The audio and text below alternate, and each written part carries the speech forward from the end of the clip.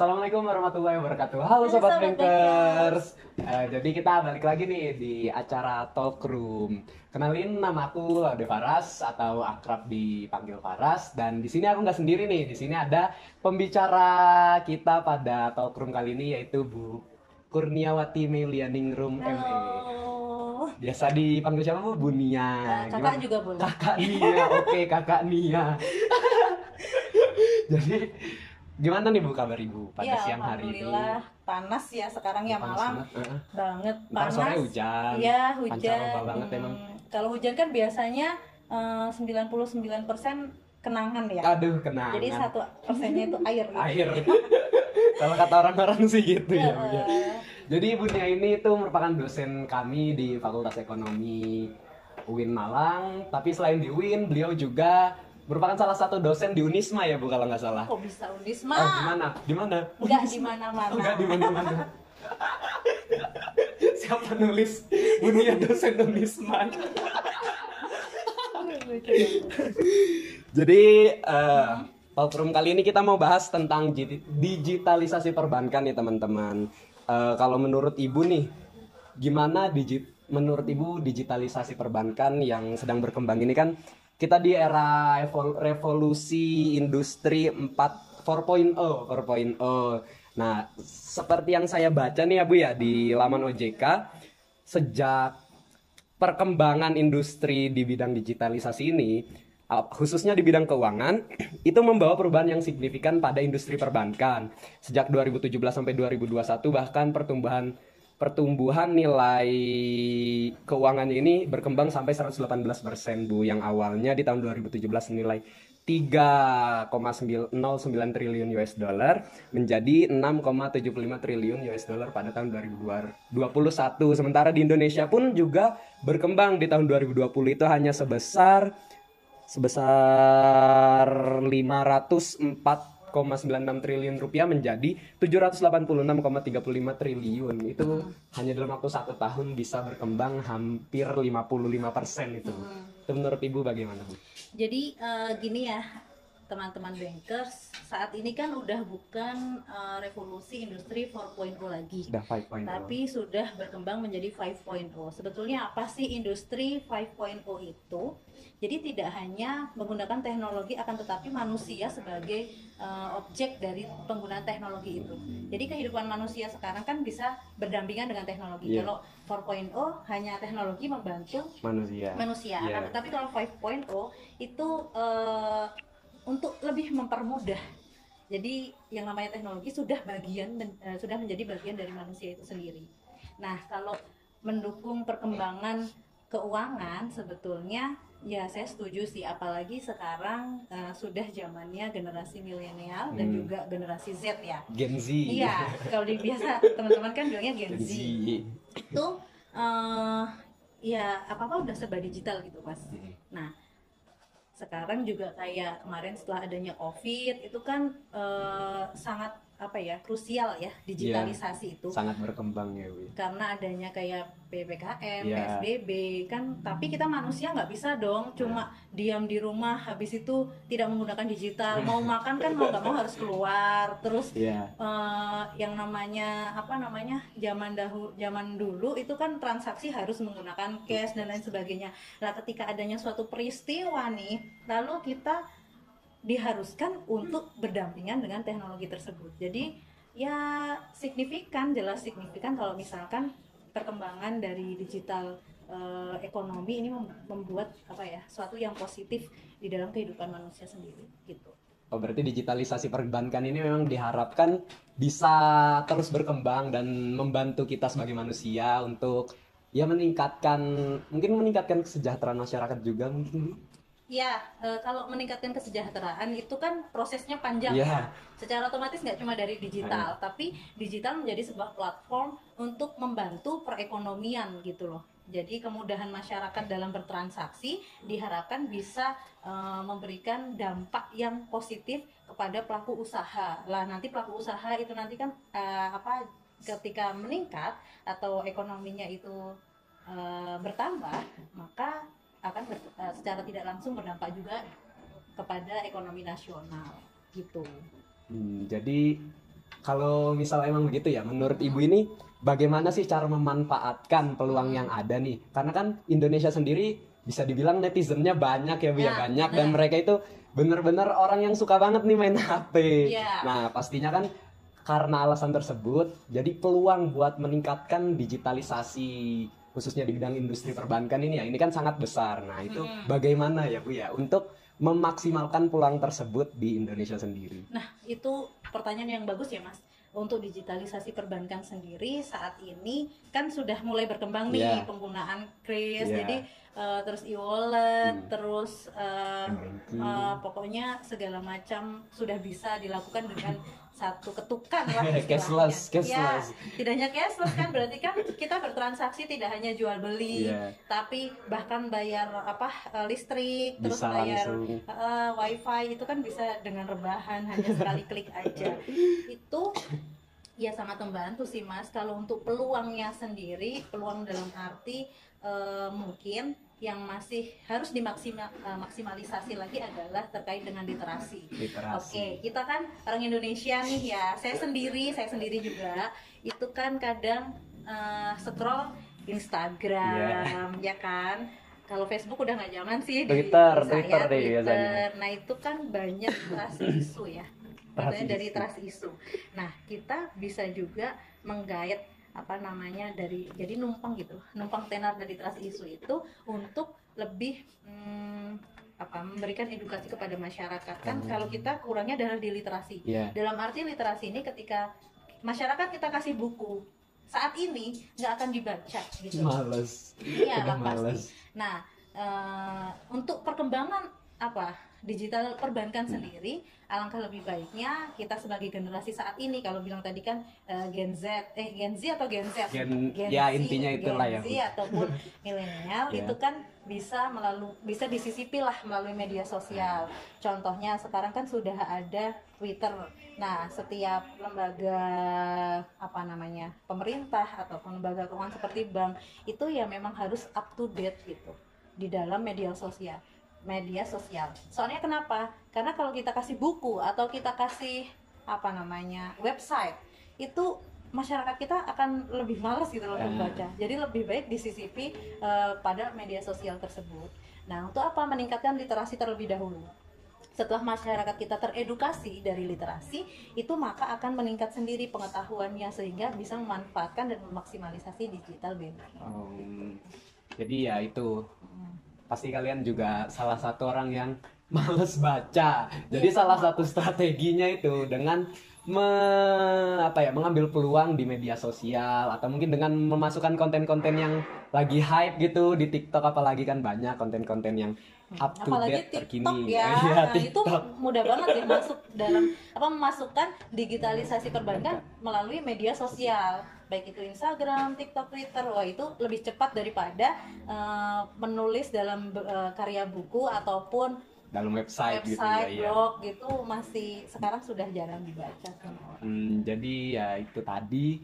Terus untuk dampaknya sendiri nih Bu, dampak dari digitalisasi perbankan ini kan pastinya nggak semuanya baik. Mungkin dampak baiknya kan seperti tadi, aksesibilitas dari perbankan yang menjadi lebih mudah, kemudian juga dengan adanya hal tersebut pastinya kan perbankan yang ada di Indonesia ini persaingannya semakin ketat gitu ya. Mereka saling berlomba-lomba untuk menjadi bank yang bisa dibilang dalam digitalisasinya ini lebih baik lah dari bank lain. Tapi juga ada dampak buruknya, seperti kan kita manusia berdampingan kan ya Bu, jadinya sekarang dengan teknologi itu bisa terjadi menurunnya lapangan pekerjaan karena kan ya tentu saja dengan adanya digitalisasi ini banyak masyarakat yang lebih memilih untuk itu tadi. Jadi lebih milih bayar listrik dari HP aja, nggak usah keluar panas-panas hujan-hujan kan ngapain ya, bayar wifi. Jadi ya udah dari HP aja. Pasti kan karena itu juga lapangan pekerjaan khususnya di bank-bank ini sendiri jadi berkurang gitu, karena ya pasti mereka juga mengurangi gaji pegawai dan lain-lain untuk memaksimalkan keuntungan mereka. Nah, menurut Ibu itu dampak positif dan negatif seperti itu seperti apa, Bu?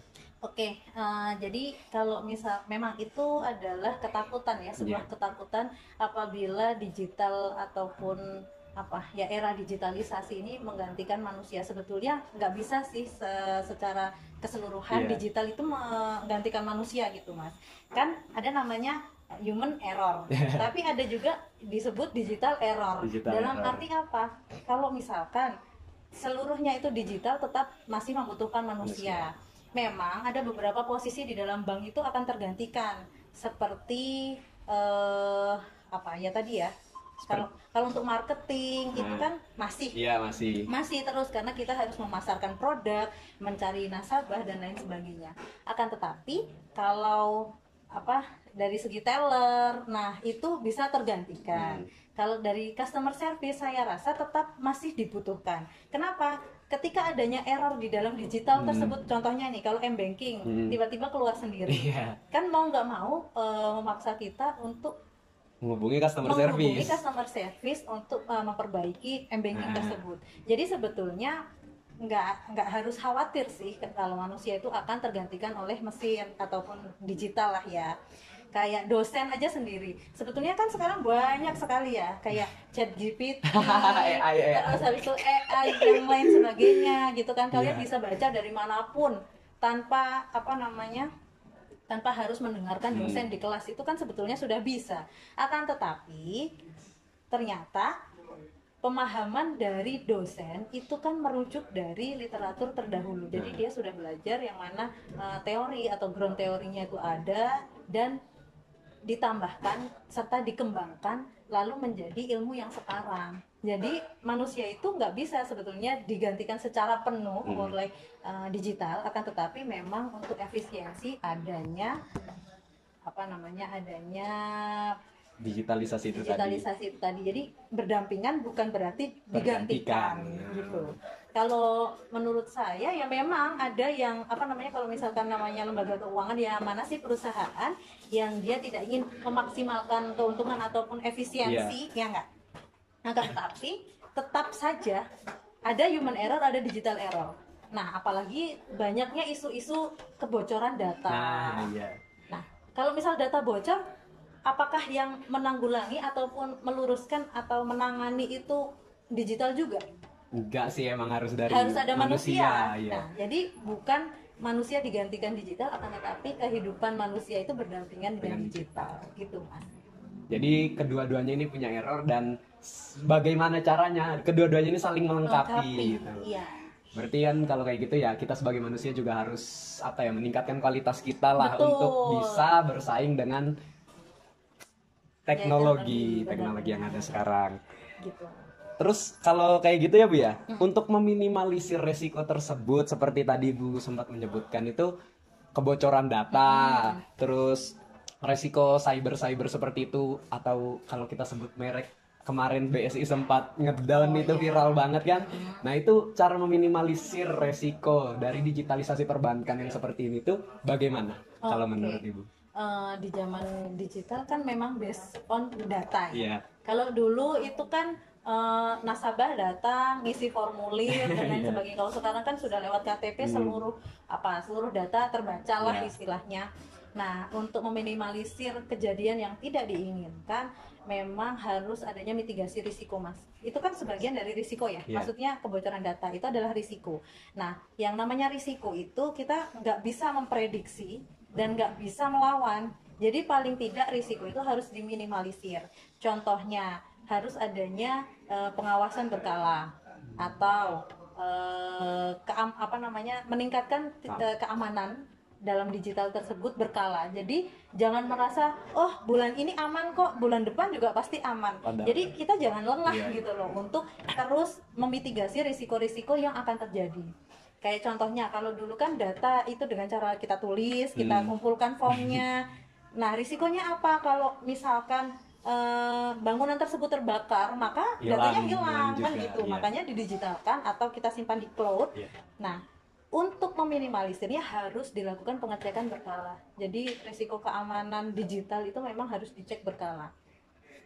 Gitu. Agar kebocoran tadi tuh bisa terminimalisir. Ya. Terus juga kadang kan ada tuh Bu penyalahgunaan teknologi seperti penipuan-penipuan yang sekarang sangat sering terjadi. Bahkan kayak tiba-tiba ada nomor nggak dikenal nih ngechat kita, ada link apa, mereka kan bisa memanipulasi hal tersebut. Betul. Waktu kita pencet ternyata m-banking kita kesadap, Kuras gitu kekuras kayak gitu. Itu kan juga salah satu resiko yang bisa dibilang sangat merugikan lah untuk masyarakat seperti itu, Bu. Itu gimana, Bu? Kalau kita sebagai orang yang paham teknologi ya, karena gini, saya sebut saja milenial dan Gen Z kan yang selalu up to date terhadap teknologi masa kini. Nah, biasanya yang menjadi korban itu kan generasi baby boomer atau sebelumnya milenial. Jadi ketika ada kiriman itu kan pasti langsung dibuka apa ini gitu, foto atau apa kan seperti itu. Nah, apa yang harus kita lakukan adalah terus kita ajak atau kita edukasi orang terdekat kita dulu deh. Contohnya orang tua atau kakek nenek. Kalau kakek nenek kayak ya, kalau kakek nenek masih bawa HP oke lah ya. Pak De Bude, Pak De Bude, om, tante. Jadi ketika kita bertemu tidak hanya mengedukasi, bukan mengedukasi sih, lebih ke sharing aja kali ya, sharing bahwasanya ada kejadian seperti ini. Jadi kalau misalkan ada kiriman dari orang yang nggak dikenal atau nomor yang nggak dikenal, itu lebih baik ditanyakan terlebih dahulu. Itu yang pertama. Yang kedua, biasanya kan memang data kita diambil alih nih. Contohnya Mas Faras itu kan nomornya ternyata disadap gitu kan, dan menyebarkan berita-berita yang nggak benar. Contohnya kayak minta pulsa gitu. Sering tuh Bu. Harus di cross check terlebih dahulu. Jadi temennya Mas Faras itu siapa sih, kayak gitu, atau mungkin kakaknya atau adiknya dalam posisi di mana. Jadi tidak harus langsung panik, karena memang terjadinya penipuan apabila kita panik duluan. Jadi ketika kayak contoh di saya nih pernah Mas, ada seseorang lah ya, itu WA ingin pinjam uang. Saking nggak percayanya saya, makanya saya tanya dulu, nama lengkap saya siapa, suami saya orang mana. Sampai sedetail itu. Iya, sampai sedetail itu, memang karena salah satu antisipasi agar tidak terjadi penipuan dan lain sebagainya. Terus kalau misalkan orang lain manipulasinya dengan telepon, kan bisa polisi mana, ini dari mana. Jadi jangan langsung percaya gitu loh. Memang karena panik makanya terjadi hal yang tidak diinginkan. Jadi kalau menurut saya sendiri, ya kita ajaklah kalau ketemu keluarga gitu, kalau misalkan ada orang yang tidak dikenal WhatsApp mengirimkan undangan atau berupa PDF, jangan diinstal dulu, tapi tanyakan kepada anak-anak ya, atau maksudnya ya kayak Faras gitu, yang lebih mengerti terkait dengan digital ini gitu. Jadi emang perlu dibarengi lah, apalagi orang tua ini kan memang bisa dibilang udah bukan zamannya mungkin ya, ini kan zaman buat kita digitalisasi ini. Jadi perlu masa pengawasan gitu mungkin. Sebetulnya kalau pengawasan enggak sih, tapi lebih ke ya sharing itu tadi biar adanya komunikasi.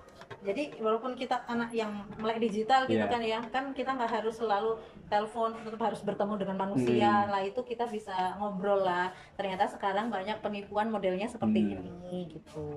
Jadi kalau misalkan apalagi kalau sampai minta nomor KTP atau apa, jangan mudah sangat mencurigakan gitu kalau udah gitu. Jadi emang rata-rata dari resiko itu tadi seperti penipuan itu karena kita sendiri panik duluan nih, karena kita panik kita jadi lengah dan gampang untuk ditipu itu tadi.